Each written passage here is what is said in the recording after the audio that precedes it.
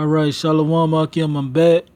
And like I was saying, man, you gotta bid back to the marriage, man. You know that Yahweh Ba'ashem Yahushua house may be filled. So therefore I got a precept. This is St. Matthew's, chapter 22, verse 9. Go ye therefore unto the highways, and as many as ye shall find, bid to the marriage. So therefore there was a command, like I was saying, to go out there on the highways and byways and bid many to the marriage that we may find. That's how we be fishers of men. Bid our people back to the marriage. Bid the so-called Negro, Latino, and Native American, also the confusion of faces that's in that goes back to the bloodline of Abraham, Isaac, and Jacob, just like the so-called Negro, Latino, and Native American do. We supposed to fish them out and bring them back to the sheepfold, man. That's our job. We supposed to plant that seed. And the angel's supposed to do the reaping, and Yahweh, Ba'ashem Yahushua gets the increase, man.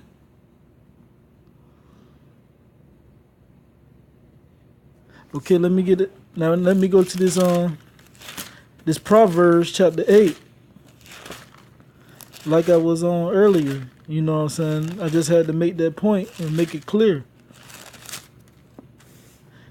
And like I say, man, I hope this lesson was edifying.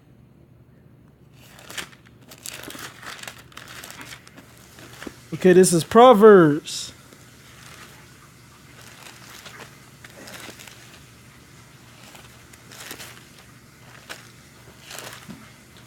Chapter 8. I'm going to start at verse 1. Doeth not wisdom crier? Shalaki, I'm going to start over. This is Proverbs chapter 8, verse 1. Doeth not wisdom cry? That's a question mark. And understanding put forth her voice.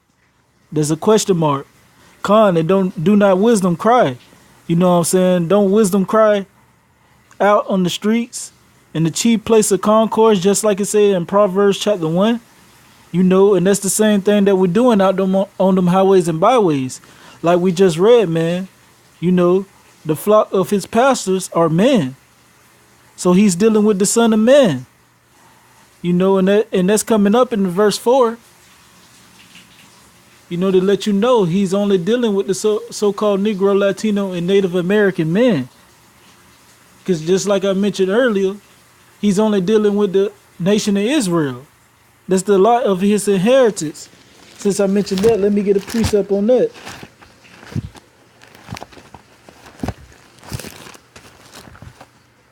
All right, this is Deuteronomy 32. Verse 9, for the Lord's portion is his people. Jacob is the lot of his inheritance. And just like, the people that read the scriptures, and for you that don't know, Jacob's name was later turned to Israel after he wrestled with the angel. And out of, Jacob, which name was turned to Israel, he had 12 sons, and out of his 12 sons were made the 12 tribes of Israel. And that's the apple of the Lord's eye, man, according to Zechariah. And also the next verse, he let us know that we supposed to keep him as the apple of our eye, just like he also kept us as the apple of his eye, and he's gonna pay back vengeance for us. For all the things that these other nations that's outside of us have done to us, and all the slavery, the rape, the murder, and all the mental bondage and the physical bondage that this so-called white man and the rest of these heathen nations, the Arab, the Chinese, Japanese, Hawaiians, and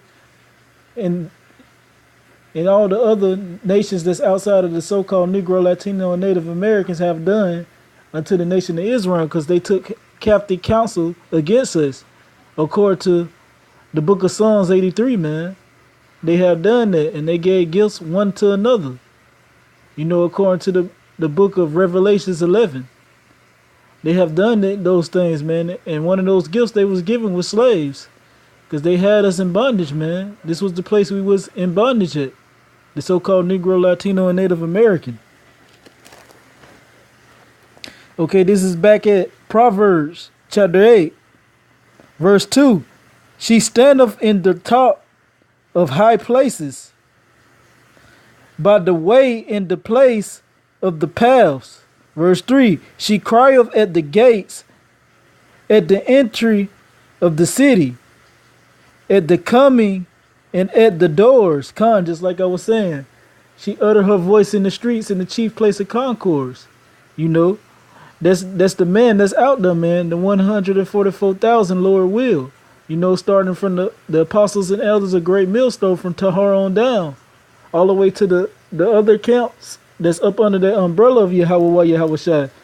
They give all diligence to make their calling and election sure, man. You know, that preach in season and out of season without wavering. Not being tossed here to fro with every wind of doctrine like children, man.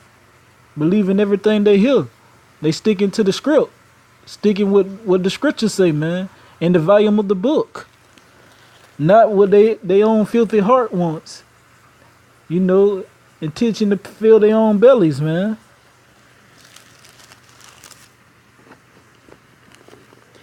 Okay, this is verse 4. Unto you, O man, I call, and my voice is to the sons of man. And there it goes again, man. The double whammy, just to let you know that he's only dealing with the man when it comes to his voice, man. So that's the only ones that's supposed to be prophesying.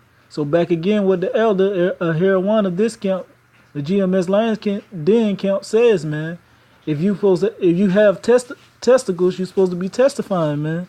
You're supposed to be out there on the highways and byways. Because the Lord chose by the foolishness of preaching to save them that believe, man. You know, he wants us to go out there on the highways and byways and bid many to the marriage. You know, feed his sheep. For they can come back to the sheepfold and have a chance, man, of being saved.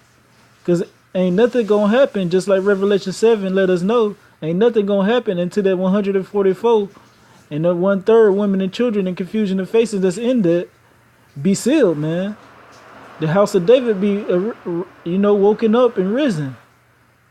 So with that, call Halayim La Yahweh Ba'Hashem Yahushai Ba'Hashem Rakah Kodash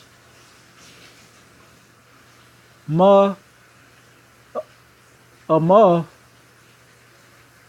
Double honors to the apostles and elders of Great Millstone, and salutation to the Akim out there around the four corners of the earth, preaching the truth in sincerity, and the few Akwafiyam that believe it on the name of Yahweh Yahushai, and the children that do also, man.